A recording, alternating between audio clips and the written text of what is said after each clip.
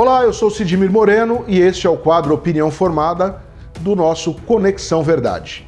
E vamos hoje para o segundo capítulo da série sobre a pandemia da Covid-19 no Brasil.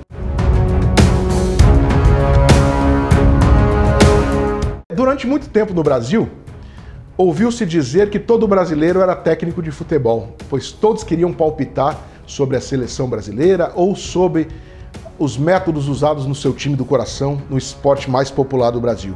Mas de um ano para cá, o que se ouve dizer é que todo brasileiro é cientista ou médico, pois as discussões não param. Uns dizem que são defensores da vida, defensores do fique em casa e defensores da vacina. Outros, defensores da hidroxicloroquina, da ivermectina, da profilaxia. E outros defensores de ambos. A realidade é que uma coisa não anula a outra. Então, o que acontece no Brasil é uma discussão científica com viés político.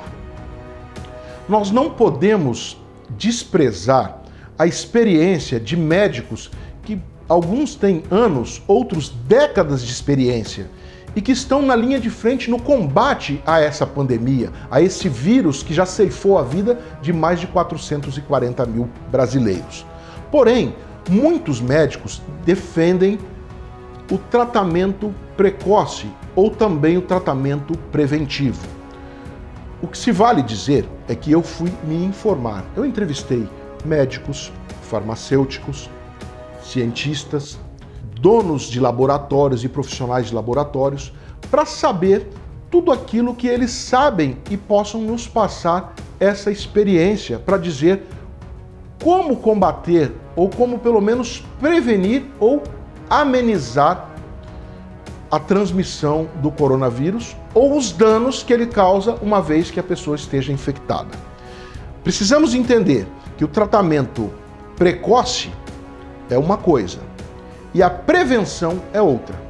A prevenção ela envolve o uso de máscara, o uso do álcool em gel, o uso da higiene de uma maneira com mais frequência que nós usávamos anteriormente.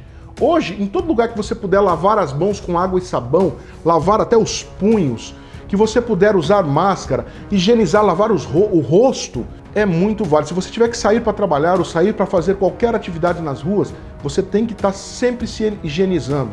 Você tem que sim usar a máscara, porque você pode estar com o vírus e estar assintomático, mas se você não estiver usando a máscara, você está falando e jogando gotículas de saliva que pode infectar outras pessoas, ou pode também receber essas gotículas ou o vírus no ar num determinado ambiente fechado, no transporte. Tudo isso é prevenção.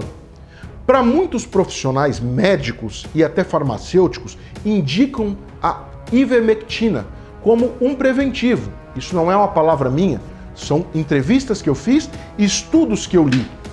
E para isso, para defender essa ideia, essa linha da ivermectina, eu vou dar um exemplo. Vocês que entendem um pouco da área da saúde, quero fazer a seguinte linha de raciocínio, vamos arrazoar. Qual o continente mais pobre da face da Terra? É o continente africano, eu posso afirmar isso. A maioria dos países do continente africano não tem um sistema de saúde que se equipara, por exemplo, ao nosso sistema de saúde no Brasil, ou o sistema de saúde de países da Europa, sistema de saúde de países dos Estados Unidos. É um sistema de saúde totalmente deficitário e em muitos deles o sistema de saúde lá é aquele que é fornecido pela ONU, que é a Cruz Vermelha Internacional. E como o saneamento básico na África é muito precário, lá existem algumas doenças como a cegueira do rio, pois existe um parasita na água que o povo africano toma e que provoca cegueira. Tem também, com muita incidência lá, a malária e outras doenças causadas pela deficiência no saneamento básico e também no sistema de saúde que é totalmente deficitário. E por isso, já há muitos anos, o povo africano, ele toma a ivermectina em a maioria dos países africanos. E você pode notar, você pode acessar o Google nesse momento e colocar os números da Covid no mundo nesse momento. E você vai ver no mapa que a Ásia tem uma grande incidência, principalmente porque a Índia é o epicentro nesse momento no mundo.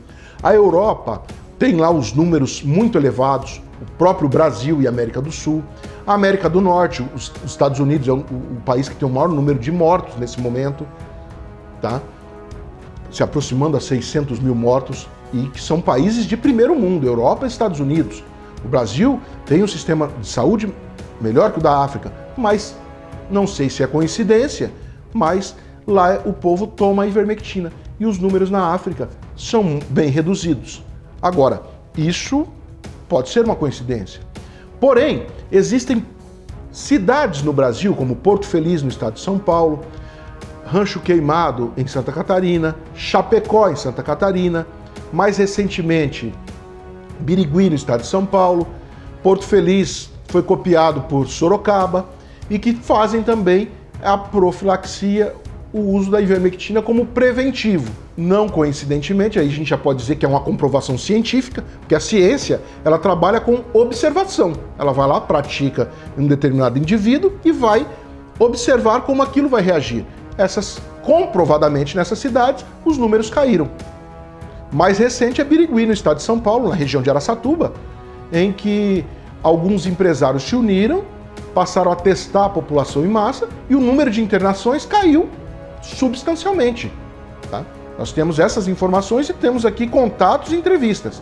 Se eu for questionado por isso, eu tenho as entrevistas salvas aqui e em nosso HD para mostrar aí que profissionais da área médica têm comprovado esses números e essas experiências são corretas.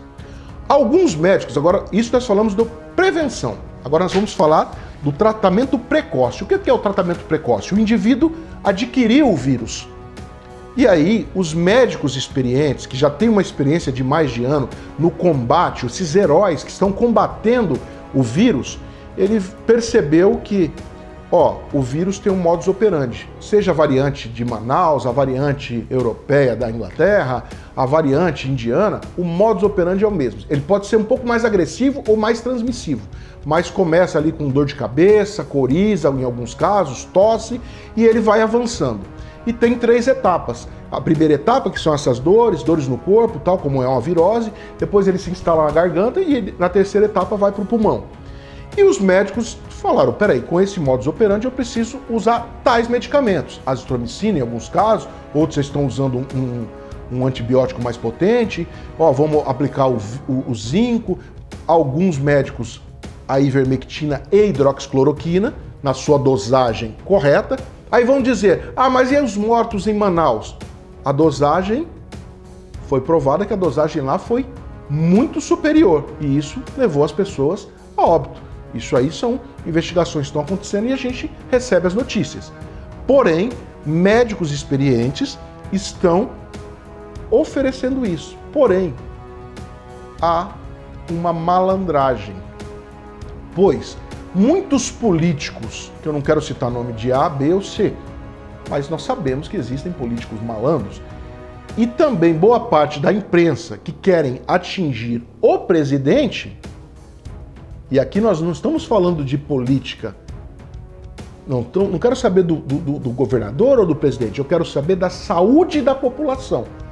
Então, se o médico indica, tem que ser respeitado.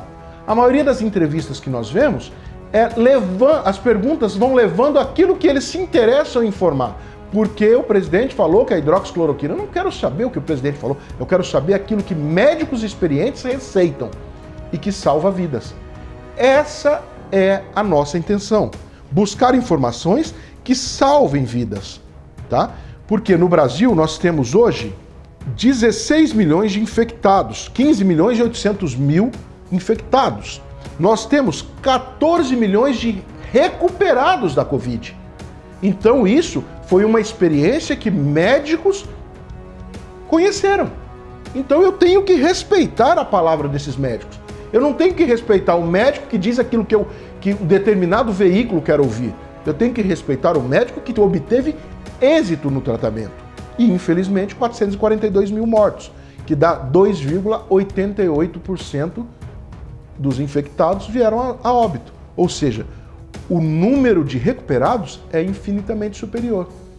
Agora, Infelizmente, os veículos só tentam mostrar o crescente número de mortos e não mostram o número de recuperados e a experiência que isso levou e que pode salvar outras vidas. A informação é um direito do cidadão e, nesse caso, salva vidas. Fica aqui o segundo episódio dessa série da Covid-19 no Brasil.